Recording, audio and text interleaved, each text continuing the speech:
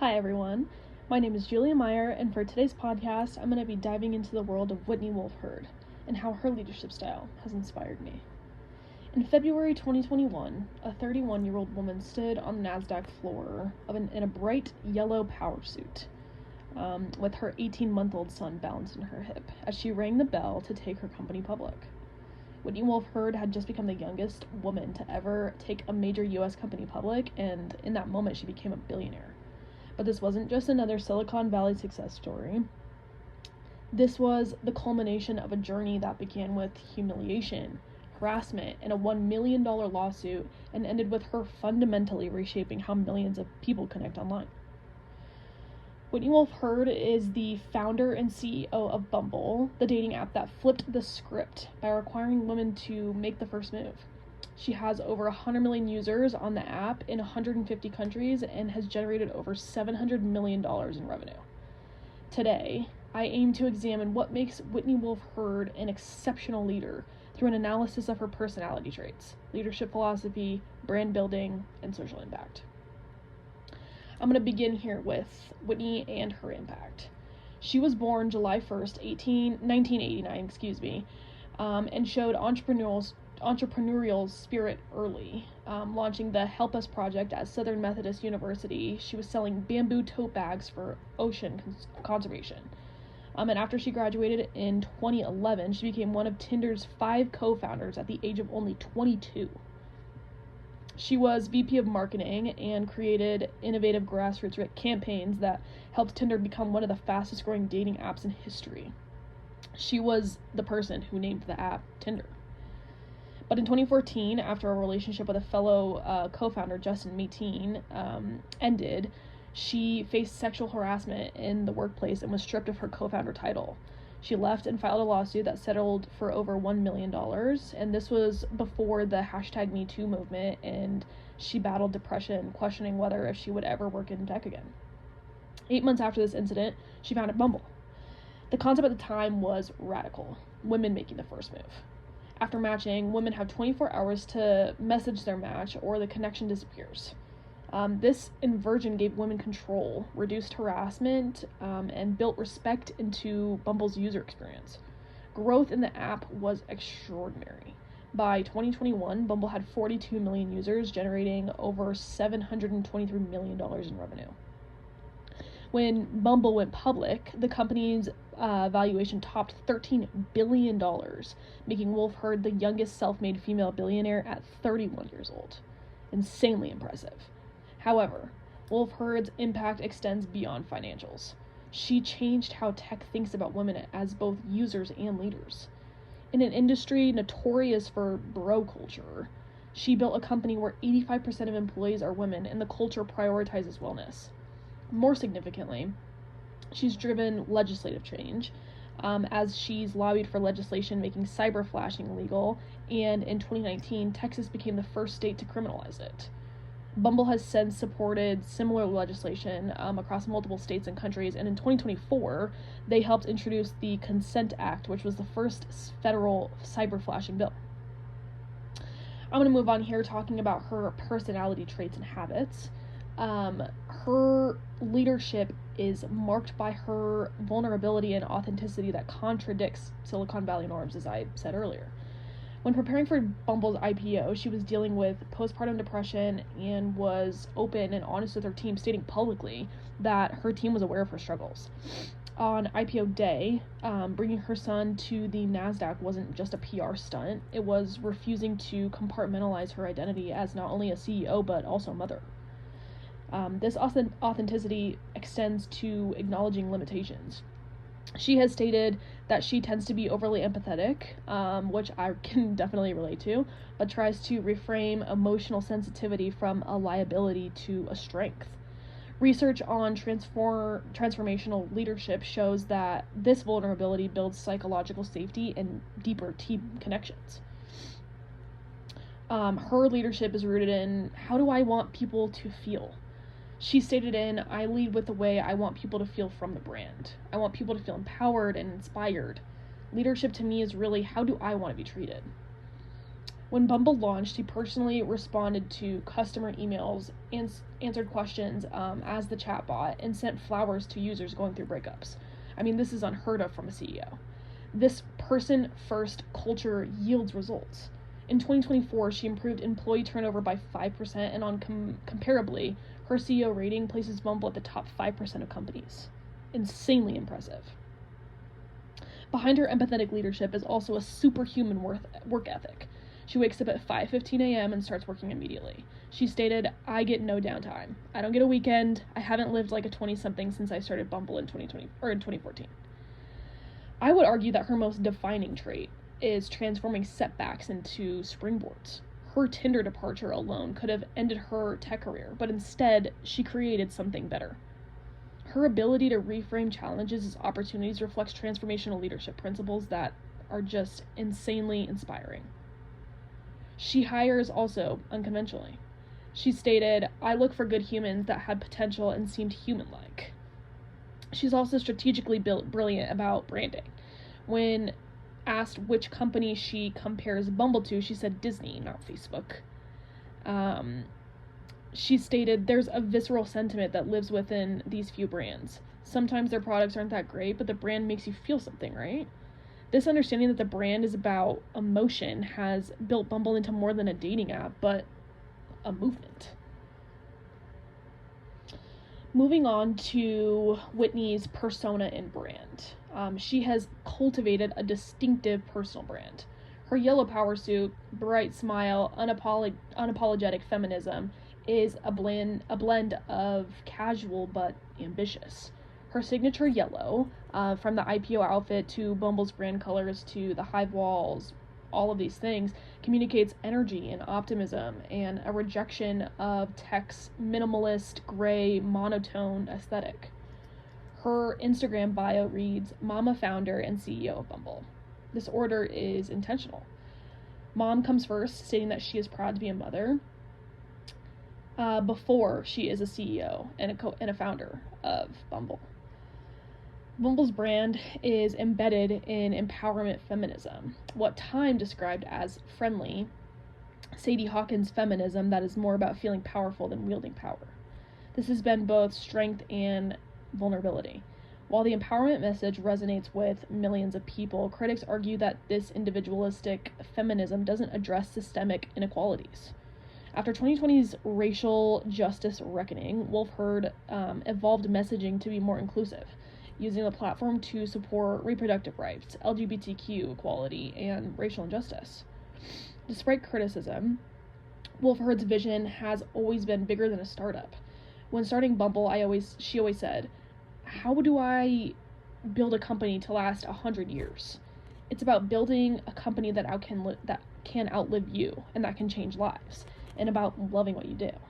This long-term thinking separates her from many founders who focus solely on exits and the now. At her core is authenticity. She doesn't read leadership books or have a traditional business training, but she follows her intuition and stays true to her values. She stated, "There is only one you. Don't try to do what the next person has done." This advice to be different and by doing it by being yourself is both her brand positioning but actual philosophy. Moving on to social impact and her social media presence. As I've stated previously, her social impact extends beyond building a company to driving legislative change. According to Bumble's research, 96% of women don't want unsolicited, explicit images, yet they remain pervasive. Beginning in 2018, she assembled lawyers and advocates to lobby Texas representatives, and in 2019, Governor Abbott signed legislation making Texas the first to criminalize cyberflashing. While the penalty is minor, the law sends a crucial message to people and provides a legal framework that other people can build on in the future. On Instagram, she has over 276,000 followers with only 14 posts as of 2014. She's really selective, only focusing on milestones, family moments, and causes to post on her Instagram. Her engagement rate is really high at 13.4%, which kind of suggests a deeply invested follower base despite low posting frequency. She has deleted Twitter, and isn't really active on LinkedIn, but she kind of prefers to let Bumble's brand accounts carry her social media presence. I would argue that perhaps Wolfe Herd's greatest social impact has been being visible as a successful female CEO in tech. When she rang the NASDAQ bell with her son, the image went viral. This visibility matters. Research shows representation affects what young people believe is possible. She's also one of few high-profile female CEOs public about postpartum depression. She normalizes the experience and creates permission for other women to acknowledge their struggles. Under her leadership, Bumble has taken clear stands on social issues, supporting reproductive rights, and advocating for LGBTQ plus equality. While this is kind of risky, this values-driven approach builds deeper loyalty with millennials and Gen Z who expect brands to have values and act on them. I'm going to move on now to why Whitney inspires me personally. What inspires me most is that Wolfe Herd built a wildly successful company without compromising values or pretending to be somebody else. In a tech industry ruled by ruthlessness, she has showed that empathy and kindness aren't just morally right, but it's good business. She showed up as her full self and proved that you don't have to choose between being successful and being human. Her ability to transform her worst professional experience, the Tinder harassment, into fuel for building something better is profoundly inspiring. And her orientation towards problem solving rather than victim blaming is powerful and resilient. What excites me is that she didn't just build a product, she built an entire ecosystem reflecting her values.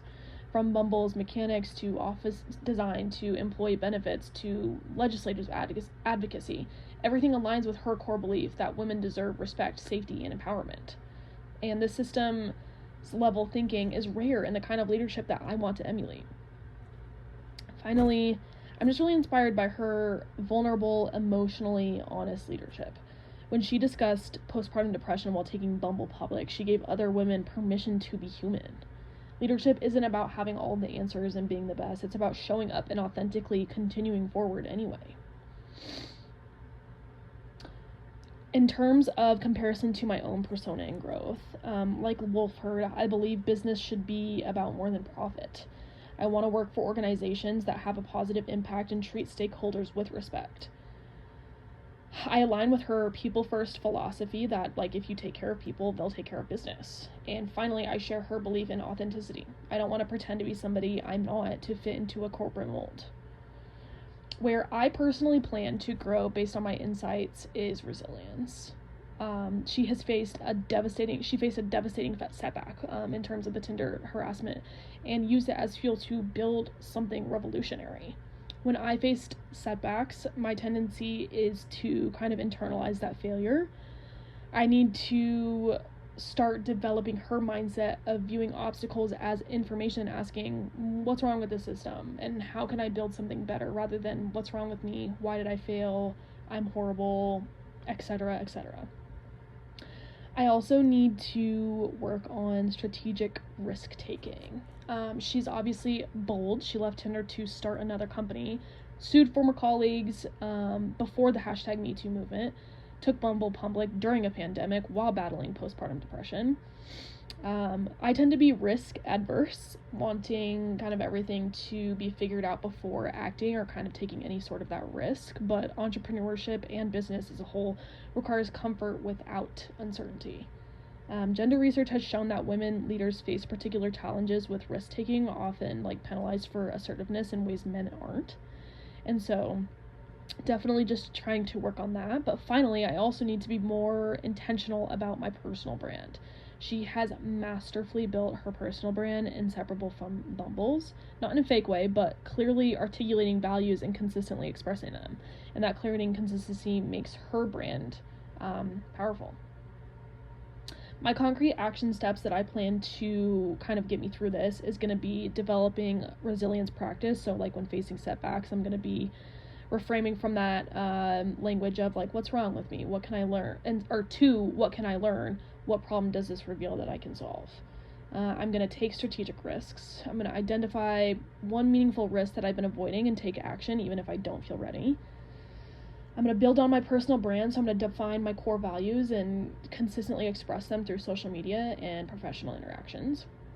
I'm going to prioritize authenticity, so I'm going to practice showing up as my full self rather than performing as a role that I think other people want from me.